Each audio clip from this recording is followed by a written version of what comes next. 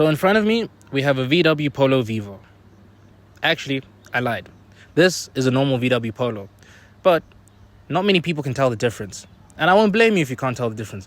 I don't think people realize just how good of a hatchback the VW Polo was back in the day. So good even for it to have an extended second life as a VW Polo Vivo in the South African market. My name is Tawanda, you're watching Fueled, and welcome to the Mark V Polo.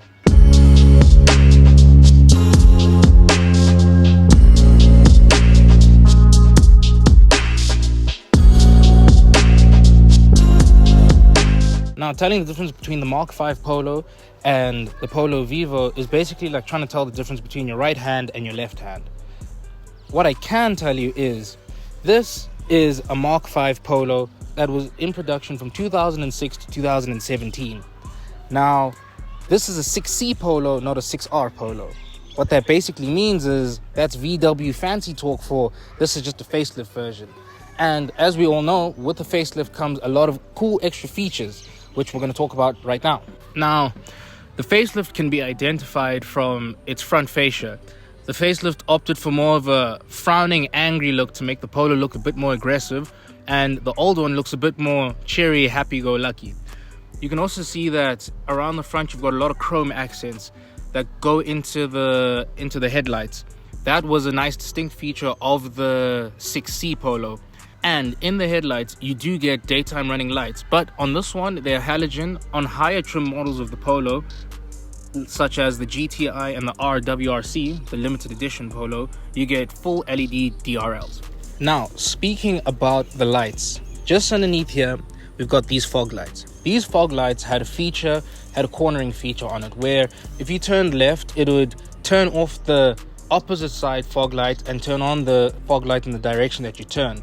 The idea here is that it would illuminate the road where you're going a lot better than the road where you're not going, making it easier for you to see. Right now, it's a feature that's pretty much standard in a lot of cars, but to see this on a Polo in 2012 was pretty cool. That kind of feature was something that you'd only see on luxury cars, and this little Polo had it. And that was really cool about this car. This 6C Polo introduced the TSI engine, the 1.2 litre 4-cylinder TSI. Basically a turbo petrol engine. It made about 110 horsepower and 175 newton meters of torque. It was extremely efficient because if you drove it really efficiently and really frugally, you could get 4.2 liters per 100 on it. That was mainly due down to the turbo. But the thing is, that turbo also made this thing extremely fun to drive because while you're driving at around 3000 RPM, it would kick in, the turbo would spool up, kick in, and then give you a surge of power, making it a little bit fun to drive around and handle. And because this car was 300 kilograms less than the Golf, it kind of made it feel like a mini hot hatch. So it kind of had hot hatch pedigree, but it was not a hot hatch. Even though there was hot hatch versions of it, this was still a pretty quick engine. And nobody can deny that, unless they had the GTI. But this was only meant to be a compact commuter built with a German level of attention to detail. Like this integrated turn signal over here, which you can see from both sides, or the integrated reflectors in the rear bumper that looks like fog lights, or the actual fog lights that this little car had. Now, the Polo is in no means a big car. It only had a 45 litre tank and 280 litres of space in the boot, but it was never meant to be a big car. Look at it, it's so small and cute. But even though it's a small little cute car, it did have a lot of good features on the inside that made it feel a lot bigger and a lot more premium than it was. Come check inside. Now, on the inside at the back, the Polo is definitely like a small car. You've got quite a good amount of headroom, but this front seat is in my driving position, and as you can see, like this is not a comfortable position to be in. But something that's nice that the Polo did give you was it gave you electric windows at the back. How many cars can you say that did that 10 years ago? In the front is where the Polo gets a lot better to be in. Let's go to the front. Now, up front, the Polo really does feel like a small car with big car energy. You've got electric everything. You've got electric mirrors, electric windows, like I mentioned before. You've got a nice little screen in front of you that tells you a whole bunch of information. Soft touch materials everywhere. The gauges look nice. You've got buttons on the steering wheel to control the little screen on the steering wheel. You've got a screen in the middle that this was Polo's pre-generation screen, where this was just a screen that gives you a better look at what you're playing on Bluetooth, what you're playing on radio. This didn't have the Apple CarPlay and stuff before. This didn't have all the Apple CarPlay and all the fancy things, but this was still a really good screen. It looks good, it looks nice. Besides that, the gear shifts are good. Because it's a Polo, the clutch goes all the way down to hell and back. Everything feels good. Like, you really can't go that wrong when you get a Polo. It's literally one of the best selling cars for a reason. Like, think about it. If you don't own a Polo yourself, I guarantee you with a 98% chance of success that you know somebody that owns a Polo or owned a Polo in their lifetime. Am I wrong? And that's the thing about the Polo.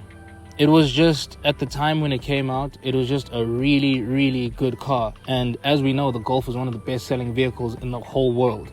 It sold millions and millions of models. And to be a shrunken version of that, I think that's a compliment. It looks nice, it goes nice, and with this little TSI engine, way better than the 1.4. If you got the 1.4, you'd feel that it's a bit sluggish, it's a bit laggy, but this TSI was quick, which gave it a whiff of hot hatch, you know? It was also efficient. 5 liters per 100 kilometers, that's enough to go anywhere. Even though that the tank is only 280 liters, you could go a far distance. And if you're a real Polo driver, you know exactly how far you can go on 0 kilometers. And that's about it for this little Polo. Well, I say that's about it, but then afterwards, they took this platform of the Polo and then they turned it into the Polo Vivo. The year is 2009, as VW South Africa have just released the Gen 5 Polo and laid to rest the City Golf. VW South Africa took a look at all the spare Polo 4 parts lying around, and they had an idea. They figured that if they could just change the name and a few parts here and there, they could still sell it. Because the development costs were nothing, they could continue to generate revenue independent of the Germans from a production process that they had already mastered, while selling it cheaper than the old Polo 4, making it a first choice pick for many looking for a reliable and economic commuter car. Welcome, the VW Polo Vivo. And fast forward 8 years later, and we have the VW Polo Vivo Mark II. But if it was up to me, I'm gonna give some buying advice now. If it were up to me and I was in the market for a small little hatchback, or if I was in the market for a Polo Vivo, I would rather go and get this Polo than the Polo Vivo. You're getting better equipment and you're getting a better engine, especially if you're looking at a 1.4 liter Polo Vivo. If you're looking at the Polo Vivo GT, that would be its closest competitor to this. Engine wise and feeling wise, you know, it's got a couple of extra tweaks to the suspension and everything, but as a whole, I'd rather go for the full fat Polo than go for just a normal Polo Vivo. You tell me what you'd choose. I hope this helped. If anybody was out there looking to buy their first car or looking to buy a car, my name's Tawanda. This has been Fueled. I'll see you next time.